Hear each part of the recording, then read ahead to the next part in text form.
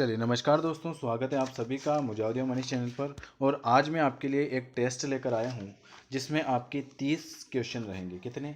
30 question रहेंगे और आपको इस टेस्ट में बताना है कि आपके 30 में से कितने नंबर आए। और ये क्वेश्चन बहुत ही शानदार क्वेश्चन है, ठीक है। तो पहला क्वेश्चन आपके सामने आ चुका है। अगर आप सभी लाइव आ चुके हैं तो पहले क्वेश्चन का आंसर आपको बताना है कि शिशु में दूध का जो पाचन होता है वो प्रारंभिक चरण में निम्न में से किसके द्वारा होता है? लाइपेज के द्वारा होगा, ट्रिप्सिन के द्वारा होगा, पेप्सिन के द्वारा होगा या रेनिन के द्वारा होगा, है ना। बताएं। आज 30 क्वेश्चन का एक टेस्ट पेपर है। ये क्वेश्चन आपको अच्छे से करना है, बहुत ही शानदार क्वेश्चन है। और 30 क्वेश्चन ही लेकर आया हूँ जो आपके एग्जामिनर पूछ चुका है, तो एक सेट लेकर आया हूँ मैं बिल्कुल। तो शिशु में दूध का जो पाचन होता है ना, वो प्रारंभिक चरण में किसके द्वारा होता है? रेनिन के द्वारा होता है। किसके द्वारा? रेनिन के द्वारा होता है प्रारंभिक चरण में। लाइपेज क्या करता है? लाइपेज जो होता है ये लिपिड का विघटन करता है। और ट्रिप्सिन क्या करते हैं? ट्रिप्सिन जो है आपका, ट्रिप्सिन और पेप्सिन, ये दोनों क्या करते हैं? ये प्रोटीन का पाचन करते हैं। अगर आपसे क्वेश्चन पूछ ले कि लाइपेज का क्या कार्य होता है, तो लाइपेज का कार्य होता है लिपिड का विघटन करना। और ट्रिप्सिन और पेप्सिन क्या कार्य करते हैं? ट्रिप्सिन और पेप्सिन का जो कार्य होता है वो प्रोटीन का पाचन करना है। और रेनिन क्या होता है? शिशु में दूध का पाचन करता है। अगला क्वेश्चन, कीट भक्षी पौधे कीटों का जो भक्षण करते हैं वो Na व K हेतु करते हैं, क्लोराइड हेतु करते हैं, नाइट्रोजन हेतु करते हैं, या इनमें से कोई भी नहीं। दूसरे नंबर का क्वेश्चन, कीट भक्षी पौधे कीटों का भक्षण कैसे करते हैं?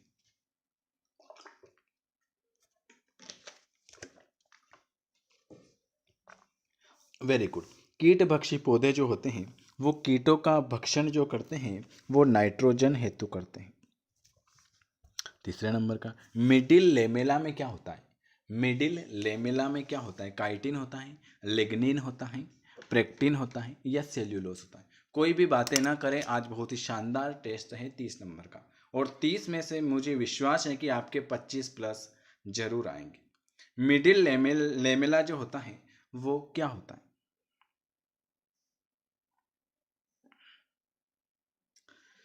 वेरी वेरी गुड, पेक्टिन होता है। मिडिल लेमेला में क्या होता है? मिडिल लेमेला में पेक्टिन होता है। जो क्या करता है ये पेक्टिन? ये दो कोशिकाओं को जोड़े रखने का कार्य करता है।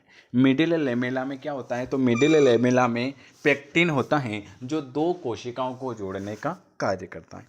गुणसूत्र की संख्या पर आधारित वर्गीकरण जो है, गुणसूत्र की संख्या पर आधारित वर्गीकरण जो है, न्यूमेरल टेक्सोनोमी है, साइटो टेक्सोनोमी है, कैरियो टेक्सोनोमी है या जैव रसायन है? क्वेश्चन पूछा हुआ है कि गुणसूत्र की संख्या पर आधारित वर्गीकरण जो है वो क्या है? बिल्कुल सही जवाब है। गुणसूत्र की संख्या पर आधारित वर्गीकरण जो है वो है आपका साइटोटेक्सोनोमी। क्या है? साइटोटेक्सोनोमी। Very very good. इंटरफेराज जो है, इंटरफेराज क्या है? इंटरफेराज आपके मैक्रोफेजेज के प्रोटीन उत्पाद जो सूक्ष्म जीवों को नष्ट करते हैं। एलर्जिन्स हैं, वायरस संक्रमित कोशिकाओं द्वारा स्त्रावित प्रोटीन जो कि असंक्रमित कोशिकाओं को वायरस के संक्रमण से बचाता है, या प्रतिरक्षी अणु है। इंटरफेरान क्या है? 5वें नंबर का आपके सामने क्वेश्चन है।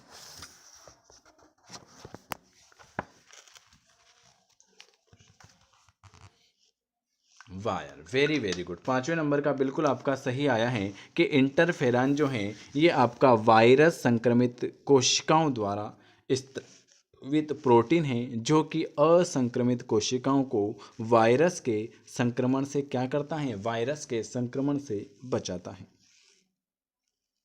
और अगर आपसे पूछ ले कि सर ये क्या है? मैक्रोफेज के प्रोटीन उत्पादन जो सूक्ष्म जीवों को क्या करते हैं? मैक्रोफेज जो होते हैं ये सूक्ष्म जीवों को नष्ट करते हैं।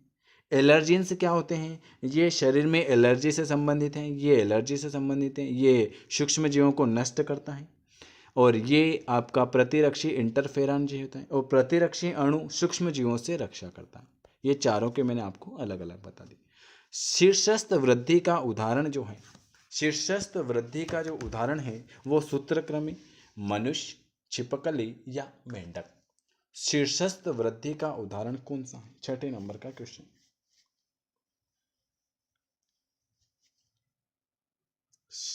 शीर्षस्थ वृद्धि का जो उदाहरण है वाया सूत्रक्रमी ए आ जाएगा। अगला क्वेश्चन, राष्ट्रीय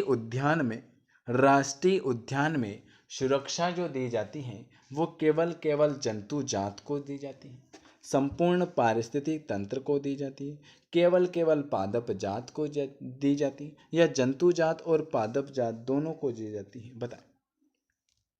तो आपने लगाया होगा कि सर राष्ट्रीय उद्यान में सुरक्षा है ना जंतु जात और पादप जात को दी जाती है, लेकिन गलत है।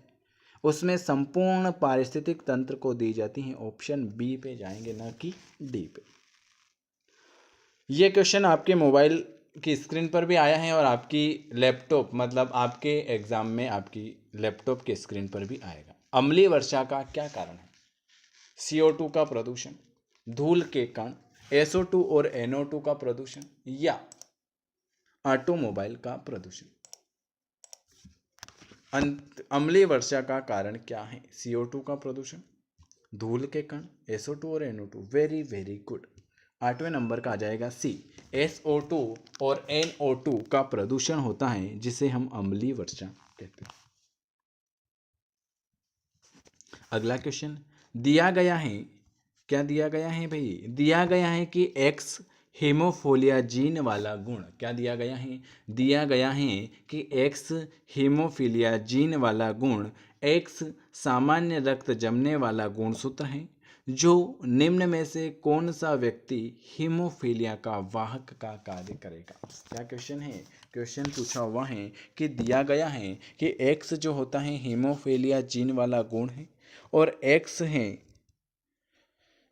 सामान्य रक्त जमने वाला गुणसूत्र है। तो निम्न में से कौन सा व्यक्ति हीमोफिलिया का वाहक का कार्य करेगा? Very good.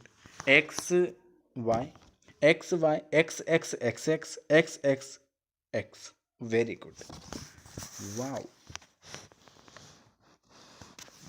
देखो ये जो होता है हीमोफिलिया के लिए जो होगा वो होगा option number X X X, option number D. X cube Y जो होता है ये नर हीमोफिलिया से ग्रसित होता है। किससे? नर हीमोफिलिया से अगर ग्रसित होता है तो एक्स स्क्वायर वाई होता है। और एक्स वाई पूछे तो ये तो आप सभी को पता है नर सामान्य होगा ये, और एक्स एक्स एक्स एक्स जो होगा वो हीमोफिलिया से ग्रसित होगा क्या? बिल्कुल सही। और एक्स एक्स वाई जो होता है वो क्या होता है? एक्स एक्स वाई जो होता है हीमोफिलिया एक प्रभावी बीमारी है, अतः एक्स एक्स वाला व्यक्ति वाहक का कार्य करेगा। तो ऑप्शन हम डी के साथ ही जाएंगे। आजकल, अरे वो गाना याद आ गया, आजकल उपयोग में होने वाला हेपेटाइट बी का टीका क्या है? बता। 10वें नंबर का क्वेश्चन।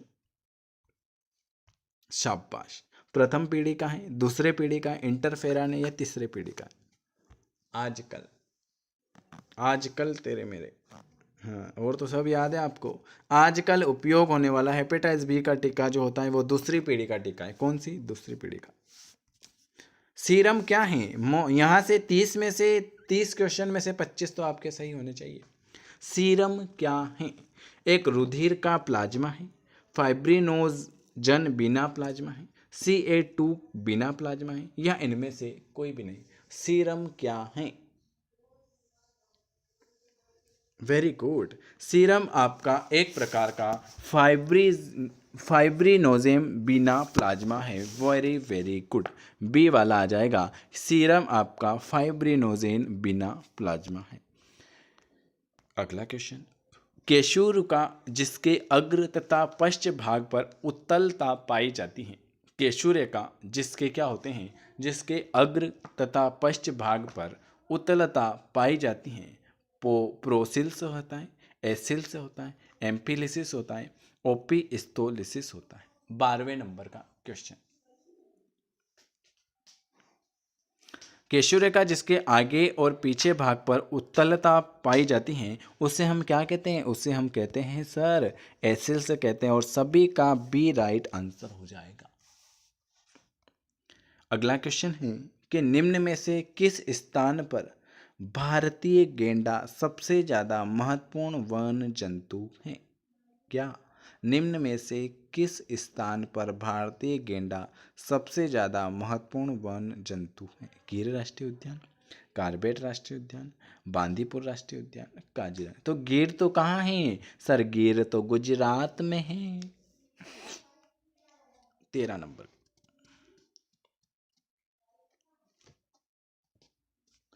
ठीक है, तो ऑप्शन जाया जाएगा डी के साथ, काजीरंगा राष्ट्रीय उद्यान। यहाँ सबसे ज्यादा गेंडा, सबसे ज्यादा वन जंतु है।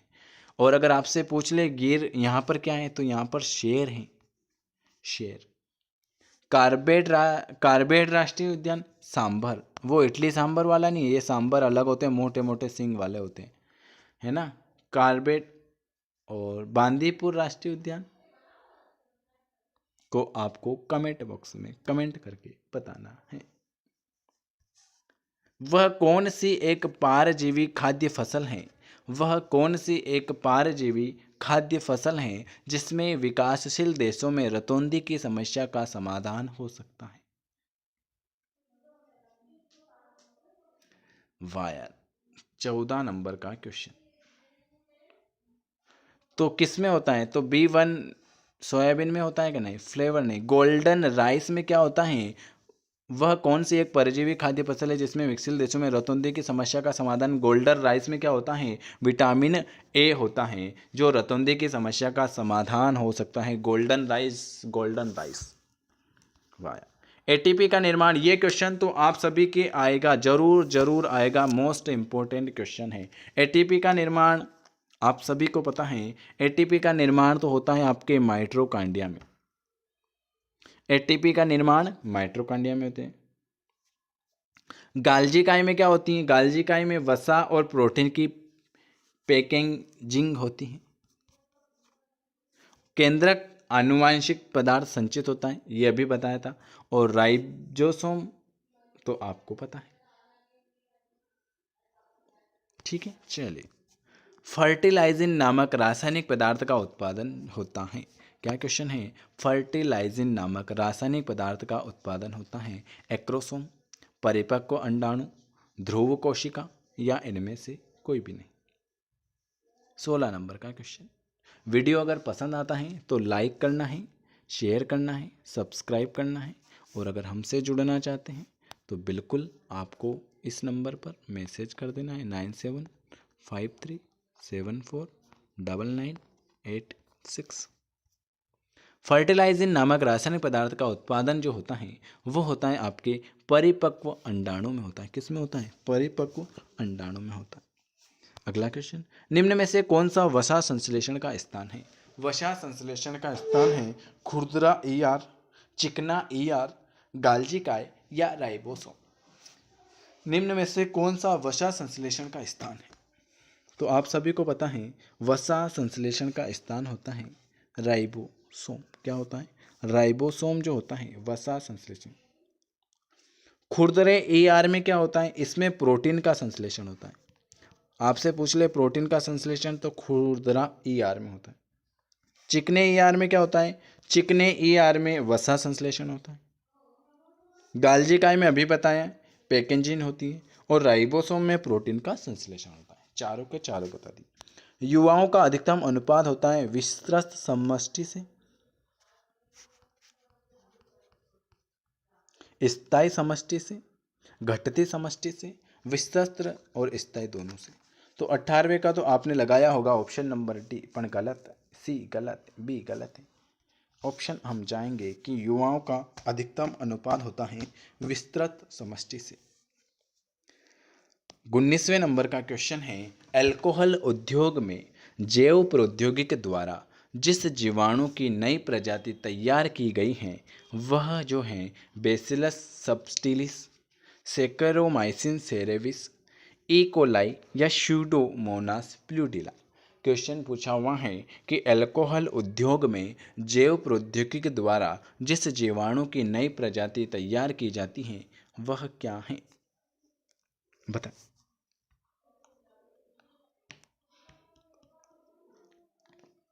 बिल्कुल सही आंसर हो जाएगा, वो हो जाएगा आपका 19वें नंबर का ए वाला हो जाएगा कि अल्कोहल उद्योग में जैव प्रौद्योगिकी द्वारा जिस जीवाणु की नई प्रजाति तैयार की जाती हैं उसे हम कहते हैं बेसिलस सबटिलिस। हिचकी का कारण, आपको हिचकी चलती है ना, आप जो समझते हैं कि कोई मुझे याद कर रहा है, पर ये सब बहाने हैं, कोई याद नहीं करता है, कोई इतना फ्री नहीं है जो आपको याद करे, और आप इतने भी अब रहने दो, है ना। हिचकी का कारण होता है किसका? अनियंत्रित शक। आप जो देखें क्या करते हो कि आपको हिचकी चलती है तो आपको ऐसा लगता है कि मुझे कोई याद कर रहा है, पर इतना भी कोई फ्री नहीं होगा जो आपको याद करेगा। आप पानी पी लेते हो और मन को शांत कर लेते हो, क्या किसी का नाम ले लेते होंगे और एकदम हिचकी बंद हो जाती है तो आपको लगता है कि मेरे को वो याद कर रहा है। गलत फहमी में मत रहना आप, आपको याद कौन करेगा, है ना। तो हिचकी का कारण होता है किसका? अनियंत्रित संकोचन। तो इसका आंसर आपको याद रखना है कि आपके जो तंतु हैं ना वो थोड़े थोड़े ढीले हो जाते हैं, तंतु पट के कारण आपको हिचकी आ जाती हैं और आप हिचकी का कुछ गलत ही अर्थ निकाल देते हो कि मुझे वो याद कर रहा है। बेचारा वो क्या कर रहा होगा उसको ही पता नहीं, याद क्या करेगा है। तो ऑप्शन सी के साथ जाएंगे। कैडमियम प्रदूषण से जो होता है, कैडमियम प्रदूषण से मिनीमाता रोग, ब्लैक कूट रोग, स्केलेट्रेंस फ्लोरोसिस या इटाई इटाई रोग।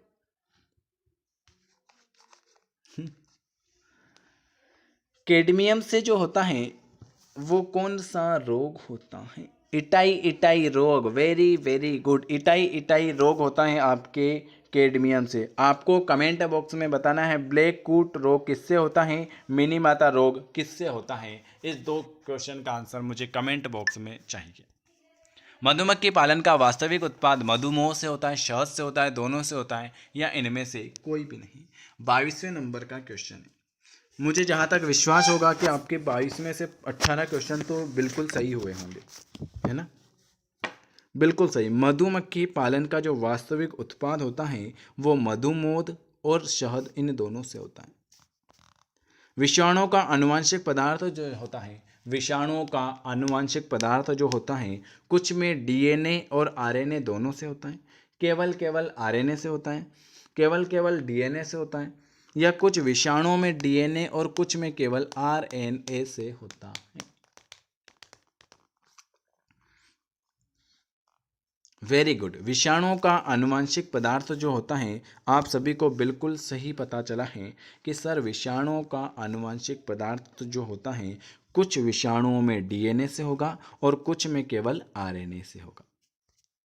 हॉट डाइल्यूट सूप, क्या क्वेश्चन? हॉट डाइल्यूट सूप किसके द्वारा दिया गया? ओपरिन के द्वारा, हेल्डेन के द्वारा, यूरे के द्वारा, या कोई भी नहीं आया था? तो देखो, हार्ट डायलेन लूप आपने सही बताया है, हेडलेन के द्वारा दिया गया था। किसके द्वारा? हेडलेन। 5 क्वेश्चन और बचे हैं, मस्त मस्त क्वेश्चन। स्तनी कार्पस ल्यूटियस, स्तनी कार्पस ल्यूटियस का प्रमुख कार्य निम्न में से किसको उत्पादित करता है? केवल रिलैक्सिन को, मानव कोरियोनिक गोनेट्रोट्रापिन को, प्रोजेस्ट्रॉन का, या केवल एस्ट्रोजोन को? स्तनी कार्पस ल्यूटियस का प्रमुख कार्य जो होता है वो होता है प्रोजेस्ट्रॉन को। हमारे शरीर में दैनिक लय का नियमन, हमारे शरीर में दैनिक नियमन करने के लिए कौन सा हार्मोन सबसे ज़्यादा कार्य करता है? Melatonin, thymosin, oxytocin, glucagon. हमारे शरीर में दैनिक लय, वेरी गुड, मिलेटोनिन। मिले, हमारे शरीर में दैनिक लय तो मिले। किस देश में सबसे अधिक ग्रीन हाउस गैस उत्सर्जित होती हैं? किस देश में सबसे अधिक ग्रीन हाउस गैस उत्सर्जित होती है? फ्रांस, यूएसए, भारत या ब्रिटेन? 27वें नंबर का बिल्कुल आपका आ जाएगा USA। किस देश में सबसे अधिक ग्रीन हाउस गैस होती हैं? USA में होती। चोटग्रस्त होने पर पुनर्जनन की क्षमता किसमें नहीं पाई जाती? क्या चोटग्रस्त होने पर पुनर्जनन की जो क्षमता होती है वो किसमें नहीं पाई जाती? तंत्रिका ऊतक में नहीं पाई जाती, अधिचर्म में नहीं पाई जाती हैं, टेंडम में नहीं पाई जाती हैं, या चिकने ऊतक में नहीं पाई जाती हैं? Very good. चोटग्रस्त होने पर पुनर्जनन की क्षमता जो होती है ना, वो तंत्रिका ऊतक में नहीं पाई जाती। रिलैक्सिन स्रावित होता है पीयूष ग्रंथि से, अंडाशय से, एड्रिनल से या वृषण से? रिलैक्सिन स्रावित होता है किससे होता है?